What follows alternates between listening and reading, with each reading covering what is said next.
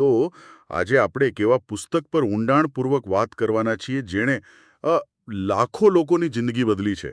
હું વાત કરી રહ્યો છું જેમ્સ ક્લિયરના પુસ્તક એટોમિક હેબિટ્સની. હા, અને આ પુસ્તકની ખાસિયત એ છે કે એ કોઈ મોટા ઉપદેશ નથી આપતું. બિલકુલ. આપણે બધા દર વર્ષે સંકલ્પો લઈએ છીએ નહીં, વજન ઉતારવું, વહેલા ઉઠવું અને પછી ફેબ્રુઆરી આવતા સુધીમાં બધું હતું એનું એ જ. એક્ઝેક્ટલી. તો સવાલ એ છે કે એવું કેમ થાય છે? શું આપણામાં કોઈ કમી છે? આ પુસ્તક કહે છે ના, સમસ્યા આપણામાં નથી, આપણી પદ્ધતિમાં છે. તમે બહુ સાચો પોઈન્ટ પકડ્યો. લેખક કહે છે કે લોકો એટલા માટે નિષ્ફળ નથી થતા કે એમનામાં ઈચ્છા શક્તિ નથી, પણ એમની પાસે પરિવર્તન માટેની જે સિસ્ટમ છે, જે પ્રક્રિયા છે, એ ખોટી છે. આ પુસ્તકનું મૂળ વિચાર જ એ છે કે જે રીતે નાના પરમાણુ એટલે કે એટમ્સ મળીને મોટી વસ્તુ બનાવે છે, એ જ રીતે નાની નાની આદતો એ સમય જતા ચક્રવૃદ્ધિ વ્યાજની જેમ. ઓહ, આ ચક્રવૃદ્ધિ વ્યાજવાળો આઈડિયા બહુ જ પાવરફુલ છે. પુસ્તકમાં જે ગણિત આપ્યું છે એ તો મગજ હલાવી દે એવું છે. હા, કે જો તમે દરરોજ માત્ર 1% વધુ સારા બનો તો વર્ષના અંતે તમે 37 ગણા વધુ સારા હશો. અને જો તમે 1% ખરાબ થાવ તો તમે લગભગ 0 પર પહોંચી જાઓ. બિલકુલ. અને આ જ પોઈન્ટ પર મોટાભાગના લોકો ભૂલ કરે છે. કેવી રીતે?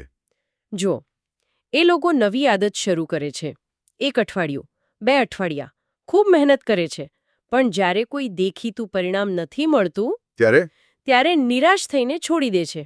બરાબર.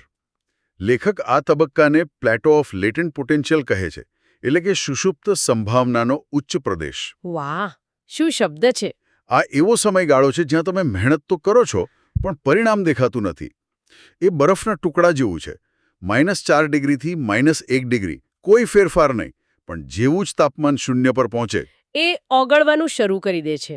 એ 1 ડિગ્રીનો ફેરફાર જ બધો જાદુ કરે છે. હા, પણ એની પાછળની બધી મહેનત છુપાયેલી હોય છે, જેને લોકો ઓવરનાઇટ સક્સેસ કહે છે ને. એની પાછળ મહિનાઓ કે વર્ષોની મહેનત હોય છે. તો આનો મતલબ એ થયો કે આપણે પરિણામ કરતાં પ્રક્રિયા પર વધારે ધ્યાન આપવું જોઈએ.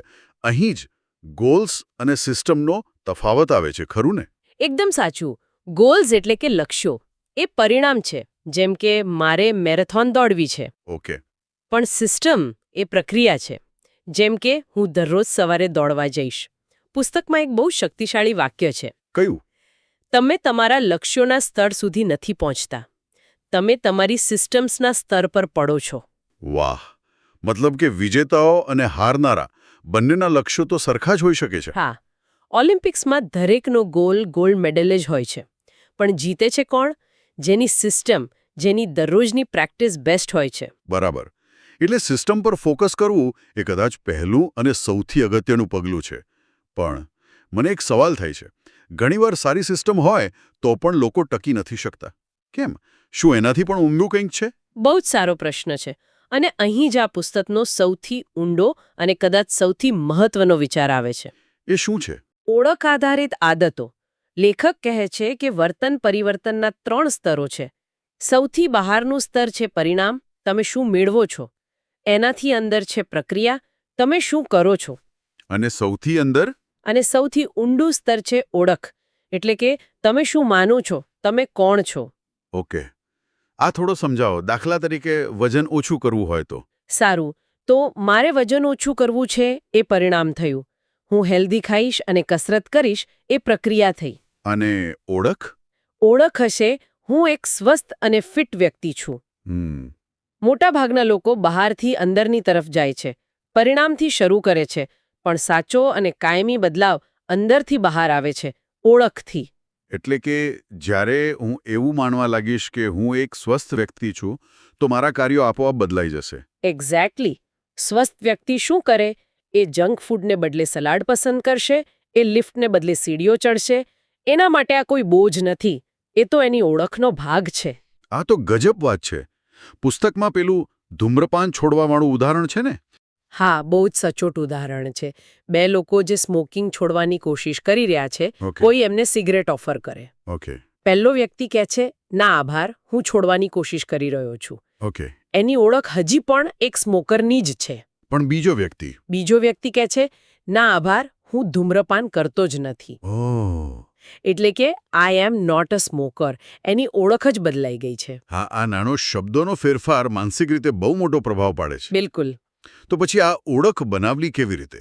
શું ખાલી વિચારવાથી થઈ જાય કે હું લેખક છું? ના, ખાલી વિચારવાથી નહીં. હા, પુસ્તક 2 સરળ સ્ટેપ્સ આપે છે. ઓકે. પહેલું, નક્કી કરો કે તમારે કેવા વ્યક્તિ બનવું છે. અને બીજું? બીજું, નાની નાની જીત દ્વારા એ તમારી જાતને સાબિત કરો. ઓકે. દરેક ક્રિયા એ મત જેવી છે, એક વોટ. વોટ. હા, હા. તમે કેવા વ્યક્તિ છો એના માટેનો વોટ. હા. જો તમારે લેખક બનવું હોય તો દરરોજ એક વાક્ય લખો. હા. એ એક વાક્ય લખવાની ક્રિયા એ તમારી લેખક તરીકેની ઓળખ માટે એક મત છે. અને ધીમે ધીમે આ મતો ભેગા થઈને તમારી નવી ઓળખને મજબૂત કરશે. આદતો એટલા માટે મહત્વની નથી કે તે સારા પરિણામો આપે છે, પણ એટલા માટે કે તે તમારા વિશેની તમારી માન્યતાઓને બદલી શકે છે. સમજાઈ ગયું. એટલે ઓળખ આપણું શા માટે છે અને સિસ્ટમ આપણું કેવી રીતે છે. પણ આ ઓળખની વાત શક્તિશાળી છે, પણ થોડી અમૂર્ત પણ લાગે છે. આને રોજિંદા જીવનમાં લાગુ કરવા માટે કોઈ વ્યવહારુ માળખું છે? કોઈ સ્ટેપ બાય સ્ટેપ ગાઈડ? હા, બિલકુલ. આ પુસ્તકની સુંદરતા જ એ છે કે ઊંડા સિદ્ધાંતોને ખૂબ જ સરળ અને વ્યવહારુ નિયમોમાં ફેરવી નાખે છે. ઓકે. લેખક વર્તન પરિવર્તનના 4 નિયમો આપે છે જે હેબિટ લૂપ પર આધારિત છે: સંકેત, તૃષ્ણા, પ્રતિસાદ અને પુરસ્કાર. તો ચાલો આ 4 નિયમોને ઊંડાણપૂર્વક સમજીએ. સારી આદત બનાવવા માટેના એ 4 નિયમો કયા છે? 4 નિયમો બહુ સરળ છે. પહેલો, તેને સ્પષ્ટ બનાવો. Make it obvious. બીજો? બીજો, તેને આકર્ષક બનાવો. Make it attractive. ત્રીજો? ત્રીજો, તેને સરળ બનાવો. Make it easy. અને ચોથો છે, તેને સંતોષકારક બનાવો. Make it satisfying. ઓકે. ચલો એક ઉદાહરણ લઈએ. ધારો કે કોઈ વ્યક્તિ, ચલો એને અમિત કહીએ, એને રોજ સવારે કસરત કરવાની આદત પાડવી છે, પણ એનાથી થતું નથી. ઉત્તમ વિચાર. તો અમિત માટે પહેલો નિયમ, તેને સ્પષ્ટ બનાવો. મતલબ કે કસરત કરવા માટેના સંકેતોને સ્પષ્ટ બનાવવા પડશે. કેવી રીતે? એ હેબિટ સ્ટેકિંગ વાપરી શકે છે. એટલે કે પોતાની કોઈ જૂની આદત સાથે નવી આદતને જોડી દેવી. જેમ કે? જેમ કે અમિત નક્કી કરી શકે, હું સવારે બ્રશ કર્યા પછી તરત જ મારા કસરતના કપડાં પહેરી લઈશ. બ્રશ કરવું એ જૂની આદત છે, જે નવી આદત માટે સંકેત બની જશે. અને તે રાત્રે સૂતા પહેલા જ પોતાના કસરતના કપડાં અને શૂઝ બહાર કાઢીને રાખી શકે, એટલે સવારે ઉઠતાની સાથે જ દેખાય. એકદમ સાચું. હવે બીજો નિયમ, તેને આકર્ષક બનાવો. અહીંયા એ ટેમ્પટેશન બંડલિંગ વાપરી શકે છે. એટલે કે ગમતી વસ્તુને કરવી પડતી વસ્તુ સાથે જોડી દેવી. આ રસપ્રદ છે. ધારો કે અમિતને નેટફ્લિક્સ પર કોઈ સિરીઝ જોવી બહુ ગમતી હોય, તો એ નિયમ બનાવી શકે કે હું જ્યારે ટ્રેડમિલ પર હોઈશ ત્યારે જ મારી ફેવરેટ સિરીઝ જોઈશ. એટલે કસરત એક બોજને બદલે મજાની પ્રવૃત્તિ બની જશે. સ્માર્ટ. બરાબર. હવે ત્રીજો નિયમ, તેને સરળ બનાવો. આ કદાચ સૌથી મહત્વનો નિયમ છે. કેમ? કારણ કે આપણો સ્વભાવ ઓછામાં ઓછા પ્રયત્નનો છે. આપણે હંમેશા સહેલો રસ્તો શોધીએ છીએ. અહીં 2 મિનિટ રૂલ બહુ જ કામ આવે છે. એટલે કે? કોઈ પણ નવી આદતની શરૂઆત માત્ર 2 મિનિટથી કરવી. હા, રોજ કસરત કરવી એવું લક્ષ્ય રાખવાની બદલે અમિતનું લક્ષ્ય હોવું જોઈએ, મારા કસરતના શૂઝ પહેરવા. બસ. ખાલી શૂઝ પહેરવા. હા, કારણ કે હેતુ પરફેક્ટ કસરત કરવાનો નથી, પણ માત્ર શરૂઆત કરવાની આદત પાડવાનો છે. એકવાર તમે શૂઝ પહેરી લો, પછી 2-4 પુશઅપ્સ તો થઈ જ જાય. સાચી વાત છે. સૌથી મોટો અવરોધ તો શરૂઆત કરવાનો જ હોય છે. એક્ઝેક્ટલી. અને છેલ્લો, ચોથો નિયમ છે, તેને સંતોષકારક બનાવો. ઓકે. આપણું મગજ એવા કામનું પુનરાવર્તન કરે છે જેમાં તાત્કાલિક પુરસ્કાર મળે. કસરતનો ફાયદો મહિનાઓ પછી દેખાય છે, પણ થાક તરત લાગે છે. તો આપણે તાત્કાલિક સંતોષ કેવી રીતે મેળવી શકીએ? અમિત હેબિટ ટ્રેકર વાપરી શકે છે. એક કેલેન્ડર લે અને જે દિવસે કસરત કરે એ દિવસે એક મોટો એક્સ માર્ક કરે. ધીમે ધીમે આ એક્સની એક ચેન બનશે. અને એ ચેનને જોવાનો સંતોષ અને એને તોડવીને એ પ્રેરણા, એ જ પુરસ્કાર છે. બરાબર. તો આ 4 નિયમોનો ઉપયોગ કરીને કોઈ પણ સારી આદત બનાવી શકાય. પણ જો કોઈને ખરાબ આદત તોડવી હોય તો, જેમ કે જંક ફૂડ ખાવાની આદત. તો બસ આ 4 નિયમોને ઉલટાવી દેવાના છે. ખરાબ આદતને અદૃશ્ય બનાવો, અનાકર્ષક બનાવો, મુશ્કેલ બનાવો અને અસંતોષકારક બનાવો. જેમ કે ઘરમાંથી બધું જ જંક ફૂડ કાઢી નાખવું, એટલે કે તેને અદૃશ્ય બનાવી દેવું. હા, પછી જંક ફૂડ ખાવાથી થતા નુકસાન વિશે વિચારવું, એટલે કે તેને અનાકર્ષક બનાવવું. અને તેને ખરીદવું જ મુશ્કેલ બનાવી દેવું. અને કોઈ મિત્રને કહેવું કે જો હું જંક ફૂડ ખાઈશ તો તને 100 રૂપિયા આપીશ. આનાથી એ આદત અસંતોષકારક બની જશે. વાહ, ખૂબ જ વ્યવહારુ અને સરળ માળખું છે.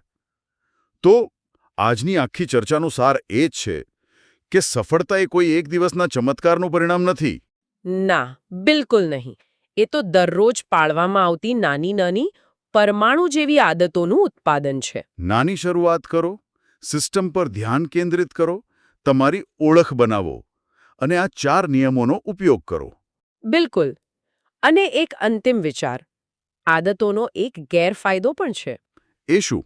જ્યારે કોઈ આદત સંપૂર્ણપણે સ્વચાલિત થઈ જાય છે ત્યારે આપણે તેના પર ધ્યાન આપવાનું બંધ કરી દઈએ છીએ.